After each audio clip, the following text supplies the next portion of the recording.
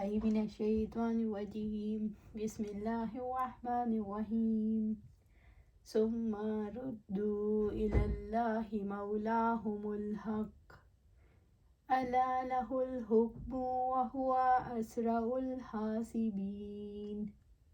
फिर वो अल्लाह ताला की तरफ लौटाए जाते हैं जो इनका हकीकी मालिक है। सुन लो, हुक्म उसी का है और वो सब हिसाब लेने वालों से ज़्यादा जल्द हिसाब लेने वाला है। सूरत अल-अनाम आया 62। सुम्मा फिर यानी मौत और हयात बरज़ुख के बाद, रुद्दू इलल्लाहि मौलाहुमुल हक, वो अल्लाह ताला की तरफ लौटाए जाते हैं जो उनका हकीकी मालिक है। उन्हें अपनी हकीकी मौला की तरफ लौटाया जाएगा। अल्लाह ताला मौला है जो अपनी तकदीरी हुक्म के मुताबिक इनका मौला है। वो इंसानों पर अपनी तकदीर नाफिज करता है। अल्लाह ताला ही सबका मौला है जो अपने हुक्म शरई के ज़रिए इनका मौला है। उसने रसूल भेजे, किताबें भेजी, वो उनके अमाल का हिसाब लेगा।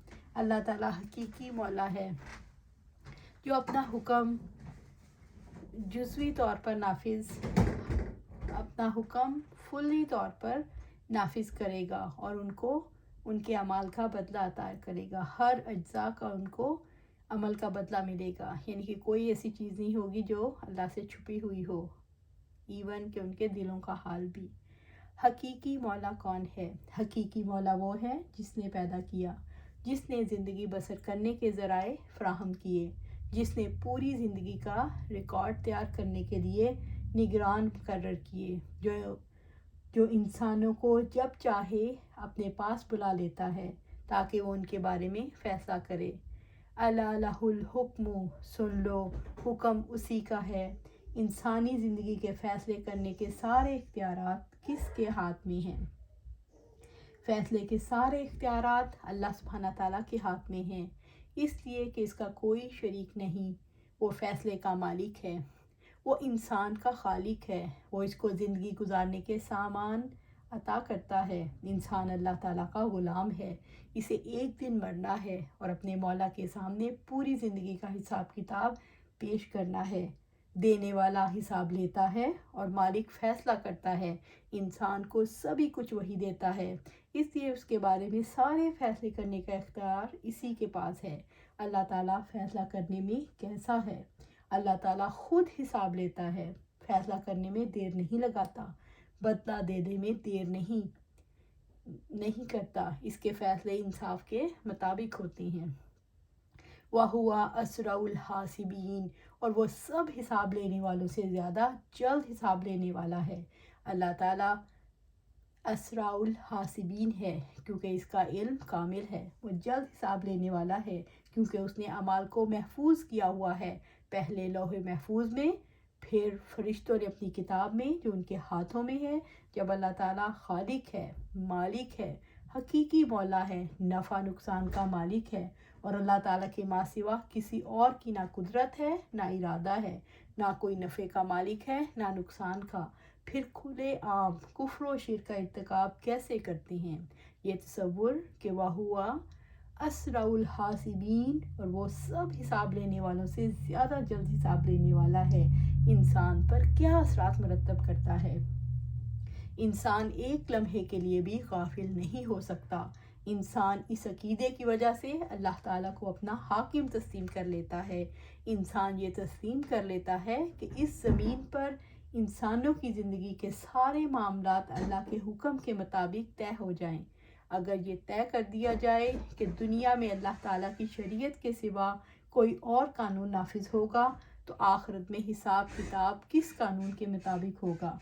आखिरत में अल्लाह ताला इंसानों से हिसाब किताब अपनी शरीयत के मुताबिक लेगा।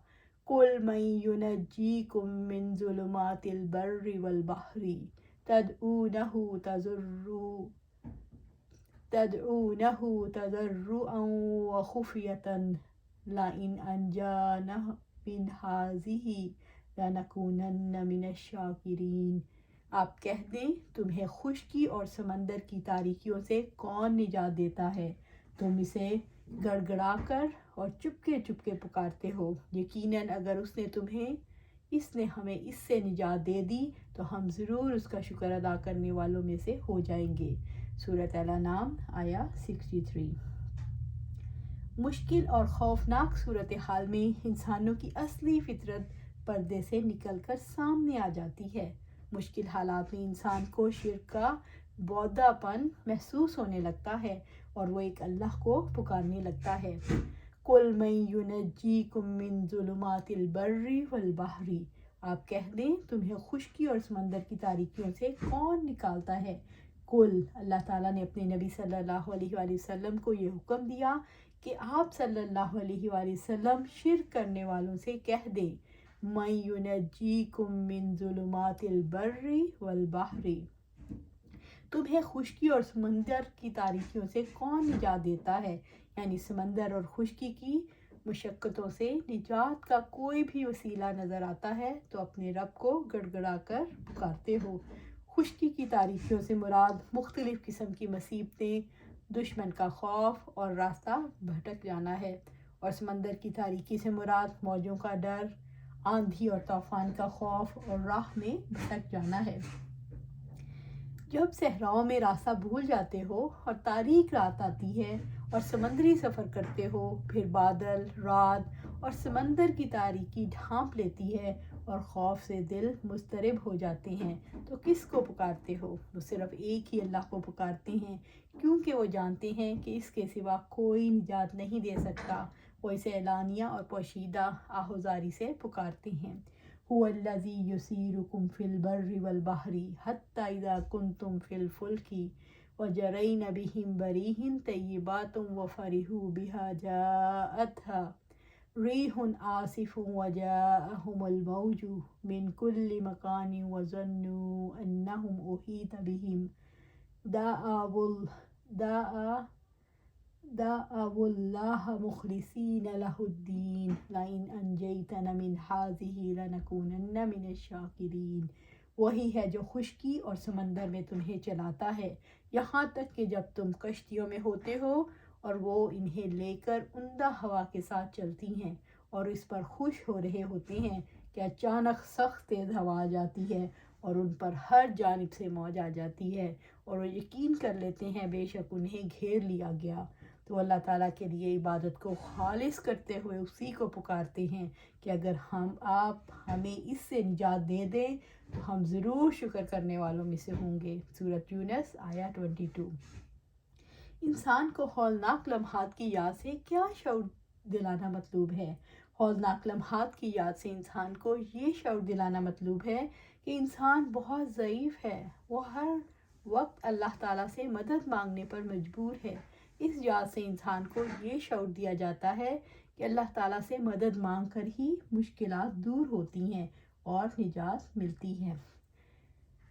لَإِنْ أَنْجَانَا مِنْ هَٰذِهِ لَنَكُونَنَّ مِنَ الشَّاكِرِينَ، یقیناً اگر اس نے ہمیں اس سے نجات دے دی تو ہم ضرور اس کا شکر ادا کرنے والوں میں سے ہو جائیں گے، یعنی اگر آپ نے ہمیں اس ہلاکت اور مصیبت سے نجات دے دی تو ہم ضرور اس کا فضل کا اعتراف کرنے والوں میں سے ہو جائیں گے، اس کے لیے خاص اور خالص ہو کر خالص عمل کریں گے اور اس کا شکریہ ادا کریں گے۔ یہ کہنے کی باتیں ہیں، لیکن جیسے ہی اوپر سے اٹھتا ہے، مصیبت جاتی ہے تو انسان بھول کے پھر انہی کاموں میں پڑ جاتا ہے۔ قُلِ اللَّهُ يُنَجِّيكُم مِّنْهَا وَمِن كُلِّ كَرْبٍ ثُمَّ أَنْتُمْ تُشْرِكُونَ، آپ کہہ دیں اس سے اور ہر تکلیف سے اللہ تعالیٰ ہی تمہیں نجات دیتا ہے، پھر بھی تم شرک ہی کرتے ہو۔ سورۃ الانعام آیا 64۔ انسانوں کو مصیبتوں میں اس لیے مبتلا کیا جاتا ہے تاکہ وہ اپنی اصلی فطرت کو دیکھ سکے۔ جب کوئی مصیبت آتی ہے تو مومن کے رویے میں کیا تبدیلی آتی ہے؟ مومن یکسو ہو کر اللہ کو پکارتا ہے، وہ جان لیتا ہے کہ اللہ تعالیٰ کے آگے بے بس ہے اور ساری قدرت اللہ تعالیٰ کو حاصل ہے۔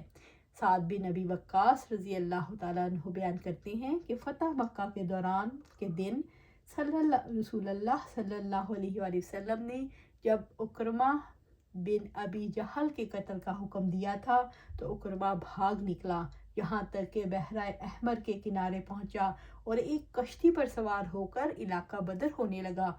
कश्ती जब समंदर के दरमियान पहुंची तो तूफान में फंस गई।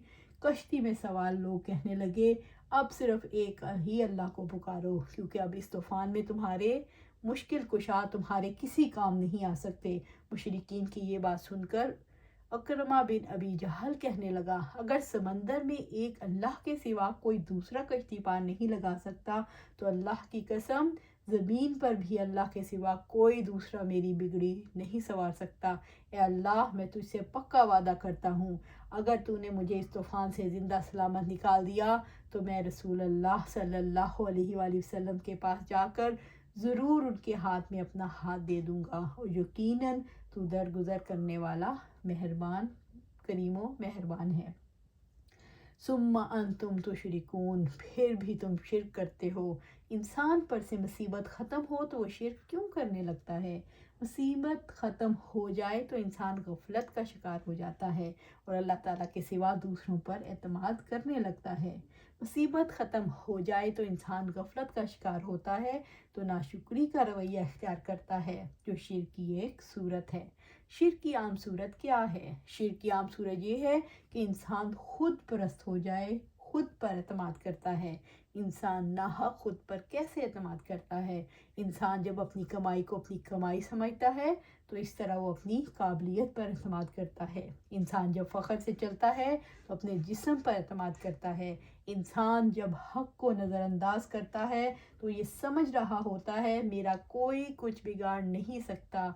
इंसान जब किसी पर जुल्म करता है तो ये समझता है कोई मेरा कुछ नहीं बिगाड़ सकता। ये सारी तकब्बुर की सूरतें हैं और तकब्बुर बड़ा शिरक है, क्योंकि ये अपने आप को अल्लाह ताला के मुकाम पर रखना है।